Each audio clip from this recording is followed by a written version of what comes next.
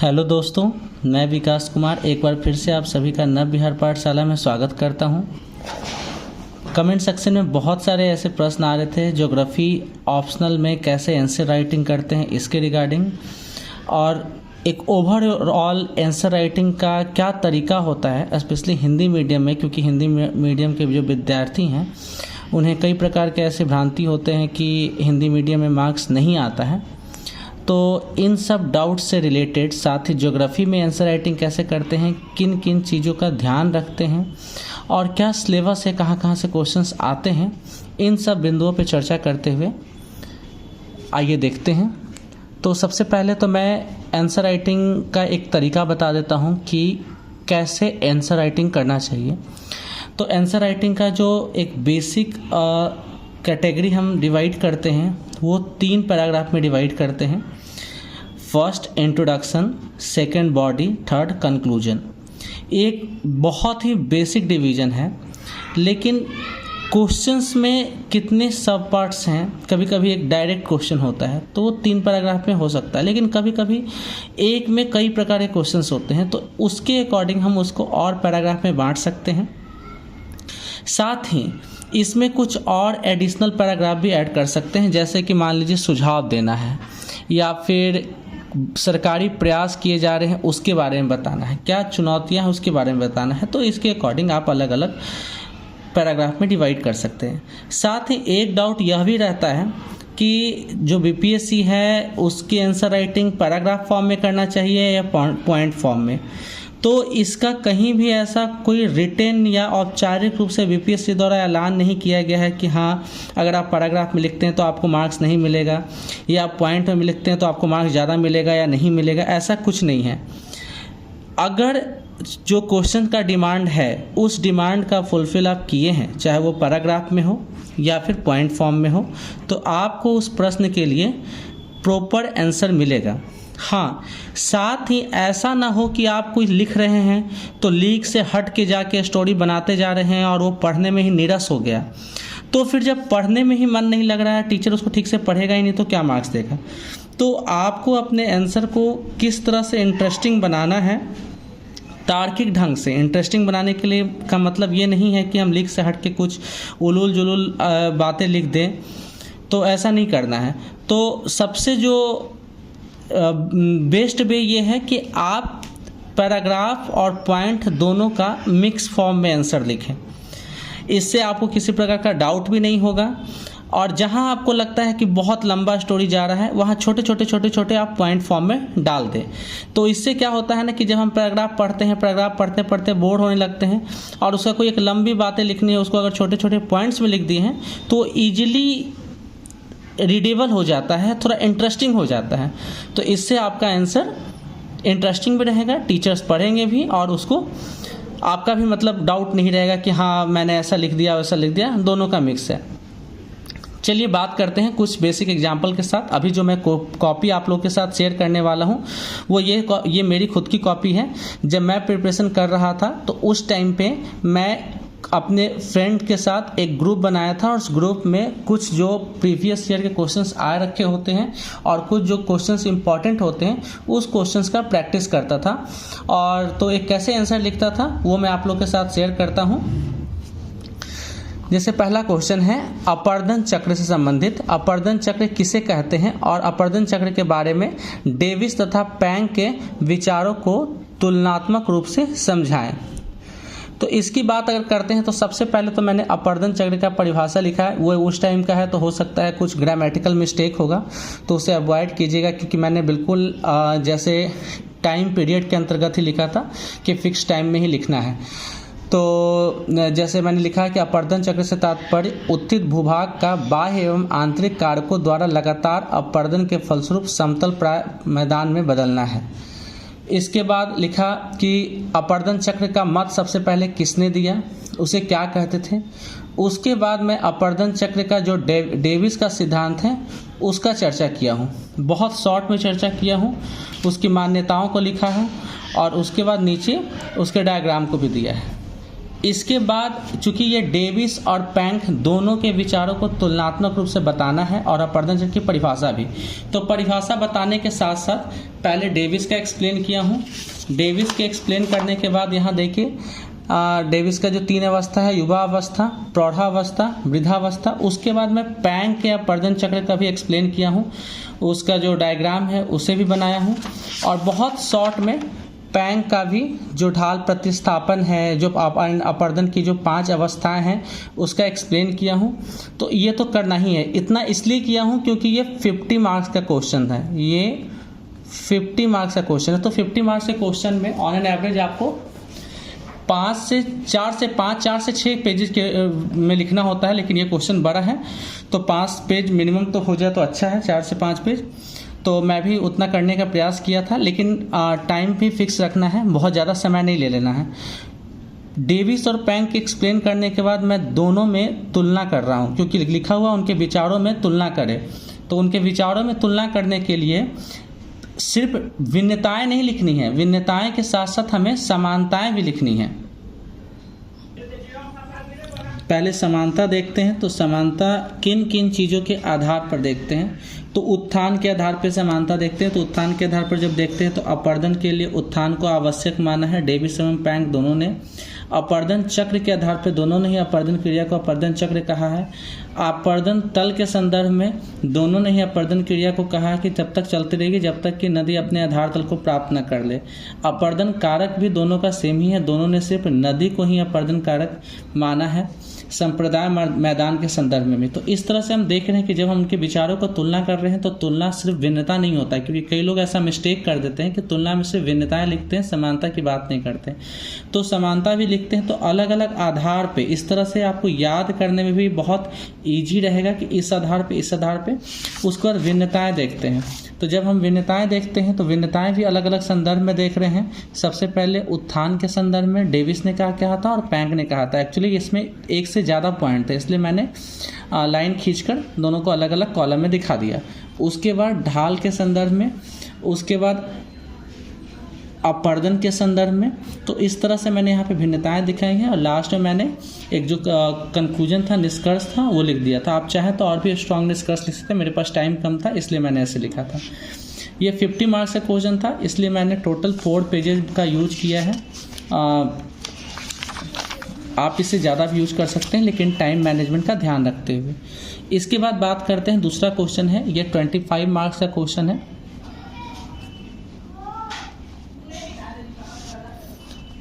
इसमें जिसका जो प्रश्न है वो है, कोपेन द्वारा प्रस्तुत जलवायु के वर्गीकरण के आधार की व्याख्या कीजिए, इसके गुणों और सीमाओं का भी उल्लेख कीजिए। तो इस क्वेश्चन में सबसे पहले जलवायु वर्गीकरण क्या है इसे एक्सप्लेन किया हूँ। इसके बाद जलवायु वर्गीकरण पृथ्वी के जलवायु के मूलभूत कारकों में क्या क्या आता है वो बताया है। इसके बाद जो सब पूछ रहा है आधार, तो जलवायु वर्गीकरण का आधार क्या क्या माना गया है वो भी बताया हूँ। लेकिन कोपेन महोदय ने कई बार अपने सिद्धांत को दिया था अलग अलग आधार पे, उसमें कुछ चेंजेस लाए थे, तो उसे भी यहाँ पे मेंशन किया है। 1900 में, 1918 में, 1920 में आधार को भी अलग से मेंशन किया है। इस तरह से मेंशन करने से क्या होता है, अगर इसे मैं पैराग्राफ में लिखता, यहाँ पे अगर इसे मैं पैराग्राफ में लिखता तो हो सकता है वो पढ़ने में नीरस होता, लिखने में मुझे समय भी ज़्यादा लगता और टीचर को पढ़ने में भी शायद ज़्यादा मेहनत करना पड़ता। तो मैंने अपने समय बचाने के लिए इसे इस टाइप से लिख दिया हूँ, ताकि समय भी कम मेरा बच जाए और थोड़ा इजीली पढ़ा भी जा सके, इंटरेस्टिंग भी लगे, कोई भी देखेगा तो इजीली पढ़ सकेगा। उसके बाद मैंने टैबुलर फॉर्म में जलवायु का प्रकार और फिर प्रादेशिकरण और उसके लिए जो क्या कहा था, जलवायु का जो कोपेन ने जो प्रदेश बताया था उसे यहाँ दिखाया हूँ। इसके बाद मैंने कोपेन का जो अलग अलग प्रदेश था सबको अगर एक्सप्लेन करता तो बहुत ज़्यादा समय लग जाता, और ये सिर्फ और सिर्फ 25 मार्क्स का क्वेश्चन था, इसलिए मैंने इसे बहुत ही शॉर्ट फॉर्म में सिर्फ नाम लिख दिया हूँ, क्योंकि यहाँ पे क्वेश्चन पढ़ने की जरूरत है। क्वेश्चन में क्या कह रहा है कि आधार बताइए, आधार की व्याख्या बोल रहा है, ये नहीं कि कौन कौन से प्रदेश में बांटा है इसका नहीं बोल रहा है। तो मैंने आधार को बहुत ज़्यादा व्याख्या किया है। इसके बाद इसके गुणों और सीमाओं का उल्लेख है, तो मुझे फोकस करना है आधार पे। इसके अलावा जो जो जलवायु प्रदेश है उसके बारे में मैंने स्मॉल में इस टाइप से मैंने एरो देकर बता दिया है। क्योंकि अगर एक्सप्लेन करने बैठता तो बहुत ज़्यादा समय लग जाता और मैं इसके गुण और सीमा वो सब नहीं लिख पाता। तो उसके बाद मैं वर्गीकरण का क्या गुण है और की क्या सीमाएं हैं, इन दोनों को एक्सप्लेन किया हूँ, लास्ट में निष्कर्ष। तो इस टाइप से आपको ये देखना होगा कि क्वेश्चंस कितने मार्क्स के हैं और कैसे कैसे आपको कंप्लीट करना है। इसके बाद ये अगला क्वेश्चन, ये भी 25 मार्क्स का ही क्वेश्चन है। ये क्वेश्चन है आपका, हिंद महासागर के तलीय उच्चावाच का एक संक्षिप्त विवरण प्रस्तुत कीजिए। तो देखिए, अक्सर लोग पूछते हैं कि क्या वर्ड लिमिट होना चाहिए, क्योंकि कमेंट सेक्शन में ये भी आते हैं। तो वर्ड लिमिट कहीं भी डिफाइन नहीं है। अगर 25 मार्क्स का क्वेश्चन है तो इसको आप 3 पेजेज में लिख सकते हैं। अगर 50 मार्क्स का क्वेश्चन है तो उसको आप 4, 5, 6 पेजेज तक ले जा सकते हैं अपने डेटा के अकॉर्डिंग और टाइम मैनेजमेंट के अकॉर्डिंग। तो आइए देखते हैं, हिंद महासागर का एक छोटा सा परिचय पहले देते हैं। उस परिचय देने के बाद हिंद महासागर का जो चौहद्दी है उसे एक डायग्राम के फॉर्म में दिखा दिया हूँ, क्योंकि देखिए ज्योग्राफी के केस में जब आप ज्योग्राफी का आंसर लिख रहे हैं तो डायग्राम मोस्ट इंपॉर्टेंट है। जितना ज़्यादा आप डायग्राम यूज कर सकते हैं करें, क्योंकि geography is all about map. Without map geography कुछ नहीं है। तो इसके बाद देखिए, हिंद महासागर का एक्सप्लेन करते हुए उसे 4 भाग में बांटा गया है, उसे बताया जा रहा है। उसके बाद जो उसका ऊंचावाच का फिगर है वो इसे एक टेबल के अंदर में दिखा दिया गया है। अगर आपको बहुत अच्छे से फिगर आता है तो आप दिखाएं, लेकिन जितना भी, जैसे भी अगर मान लीजिए बहुत अच्छे से नहीं आता तो भी एक रफ फिगर आपको दिखाना जरूरी है। मेरे पास टाइम था, मैं मैनेज कर पाया था, तो इस तरह से मैंने हिंद महासागर के तली का उच्चावाच स्वरूप है वो यहाँ पे इंडिकेट करके लिख दिया। जैसे ए है, इसे सोकोत्रा चौगस कटक कहते हैं। बी जो मैंने यहाँ इंडिकेट किया है जो भारत के जस्ट दक्षिण में है, इसे चैगोस कटक कहते हैं। सी, इसे सेप्लिस कटक कहते हैं जो इधर की ओर जा रहा है। डी, इस टाइप से मैंने अलग अलग लिख दिए। इसके बाद जो 4 जो पार्ट मुख्य रूप से जो डिवाइड करते हैं, किसी का भी हिंद महासागर का अगर करना हो या अटलांटिक का या प्रशांत का, किसी को भी, तो इन्हीं 4 चीज़ों को बेसिकली एक्सप्लेन करते हैं। चारों का भिन्न भिन्न होता है। तो हिंद महासागर का मैंने मग्न तट, मग्न ढाल, सागरीय मैदान और गर्द का फिर एक्सप्लेनेशन दिया है। यहाँ पर इस तरह से दिया है, लेकिन लास्ट में ऐसे देते देते आप ये भी लिखें, अगर जो कुछ चुनौतियाँ अभी हिंद महासागर किन किन चुनौतियों से है तो उसे भी 1-2 लाइन में अगर आप लिख दें तो बेटर है, टाइम मैनेज कर पाए तो, क्योंकि इससे आपका आंसर थोड़ा इन्हांस हो जाएगा। इस तरह से अगला क्वेश्चन आपका है जीवोम से संबंधित। ये क्वेश्चन 50 मार्क्स का था, तो इसे भी मैंने मैक्सिमम 50 मार्क्स के अकॉर्डिंग लिखने का प्रयास किया है। जीवोम को एक्सप्लेन किया है, उसका स्थलीय स्वरूप को एक्सप्लेन किया है। उसके बाद मैंने फिगर दिखाया है सवाना, जो भी सवाना जीवोम है उसका पूरा, और इसके बाद मैंने पूरा यहाँ पर इस तरह से एक्सप्लेन किया है इसके बाद जो इसमें अलग अलग जो वृक्ष है या फिर जो उसकी उत्पादकता क्या है, उसमें कौन कौन से प्राणी पाए जाते हैं, इन सब को यहाँ पर एक्सप्लेन किया हूँ। जो मानवीय क्रियाकलाप क्या है उस चीज़ को भी निष्कर्ष के रूप में लिखने का प्रयास किया है। तो इसके बाद नेक्स्ट क्वेश्चन अगर देखें तो ये भारत का जो स्थलीय स्वरूप है उसके बारे में चर्चा है कि भारत का भूआकृतिक प्रदेश को विभक्त कीजिए। भूआकृतिक प्रदेश में भारत के बारे में थोड़ा संक्षिप्त परिचय देते हुए किन किन आधार में बांटते हैं उसे एक्सप्लेन किया गया है। यह आपका 25 मार्क्स का क्वेश्चन है। इसके बाद भारत का यहाँ पे दिखाया है और मैंने अलग अलग सिंबॉलिक डाल दिया है और बगल में ऐसे लिख दिया कि इस सिंबल वाले को उत्तर एवं उत्तर पूर्व के पर्वतमाला, दूसरे जो इस टाइप का सिंबल है उत्तरीय मैदान जो है ये, फिर ये प्रायद्वीपीय पठार वाला है। इस टाइप से मतलब आप बांट सकते हैं ताकि ये आपका थोड़ा देखने में अच्छा भी लगेगा और इससे मार्क्स भी मिलेंगे। मैप बहुत ज़रूरी है, बिना मैप के आपके मार्क्स कट जाएंगे। इसके बाद उत्तरी विशाल मैदान को मैंने एक्सप्लेन किया क्योंकि प्रश्न में सबको नहीं, सिर्फ एक पार्ट को ही एक्सप्लेन करने के लिए कह रहा है किसी एक का, तो मैंने उसे एक्सप्लेन किया है और उसकी संरचना बताया है। उत्तरी विशाल मैदान को किन किन 4 भागों में बांटा जाता है, भाबर, तराई, बांगर, खादर, उसे एक्सप्लेन किया है। उच्चावच 3 भाग में जो है किस आधार पर उसे एक्सप्लेन किया है। यहाँ डायग्राम फॉर्म में एक्सप्लेन किया है। साथ ही क्वेश्चन का जो नेक्स्ट पार्ट था वो जल प्रवाह प्रणाली के बारे में भी एक्सप्लेन करना था, तो उसे भी एक्सप्लेन किया है। लास्ट में निष्कर्ष लिखते हुए इस क्वेश्चन को मैंने फिनिश किया है। नेक्स्ट जो क्वेश्चन है आपका, भारत की जनसंख्या वृद्धि और घनत्व की अभिनव प्रवृत्तियों का विश्लेषण कीजिए और उससे उत्पन्न सामाजिक, आर्थिक एवं पर्यावरणीय समस्याओं का मूल्यांकन कीजिए। तो इसमें जनसंख्या के बारे में लिखा है, डेटा भी दिया है। जो आपको अगर डेटा याद है तो उसे ज़रूर दें। इस टाइप का डायग्राम अगर आपको याद है तो आप ज़रूर बनाएं, इससे आपका आंसर थोड़ा इन्हांस हो जाता है। इसके बाद जो अलग अलग समस्याएं हैं उसको मैंने एकदम शॉर्ट में पॉइंट वाइज लिख दिया है क्योंकि समय कम था और ये भी 25 मार्क्स का ही क्वेश्चन था। इसके बाद जो सुझाव देना था तो मैंने जनसंख्या नीति को साथ में रखते हुए सुझाव दिया है। उसके बाद जो प्रत्यक्ष नियंत्रण से क्या है, अन्य उपाय क्या है, सरकारी प्रयास क्या है, चुनौतियां क्या है, इन सब चीज़ों को देते हुए मैंने एक निष्कर्ष लिखा है।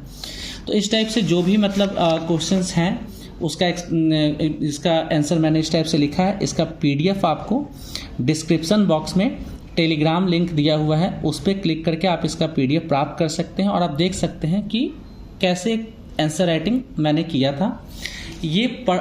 यही मैं ये नहीं कह रहा हूँ कि यही बेस्ट है, लेकिन हाँ ये भी एक तरीका है जिसे मैंने फॉलो किया था और इसके तहत मुझे अच्छा मार्क्स भी आया और मेरा रैंक भी अच्छा आया। तो आप इसे फॉलो कर सकते हैं। जो भी इससे रिलेटेड आपको डाउट्स होंगे आप कमेंट सेक्शन में जाकर पूछ सकते हैं। एक बात यह भी है कि जैसे जब रिजल्ट आने के कुछ दिन बाद ही मेरा नाम रख कर कि हाँ ये मेरे ही इस कॉपी को अलग अलग टीचर्स ने अपना वाटरमार्क देकर अलग अलग साइट मतलब फेसबुक ग्रुप्स में शेयर कर दिया है और उसे ये बताने की कोशिश किया गया है कि मैं उनके यहाँ टेस्ट सीरीज करता था। तो इस प्रकार की भ्रांति बातें में आप ना पढ़े, क्योंकि जो भी इस टाइप से जो भी टीचर्स ने लिखा है मैं वहाँ नहीं गया था टेस्ट सीरीज देने। ये मैंने ग्रुप 2-4 लोगों का जो हम लोग साथ में मिलकर प्रिपरेशन करते थे उनके ग्रुप में ये लिखा हुआ क्वेश्चन है, ना कि उनके कोचिंग में। वो सिर्फ ऐसा इसलिए कर रहे हैं क्योंकि उन्हें अपने यहाँ एडमिशन बढ़ाना है। तो इस टाइप की भ्रांतियों में ना पड़े और जो भी आपको इससे रिलेटेड डाउट्स या कुछ है तो आप कमेंट सेक्शन में पूछ सकते हैं। Thank you.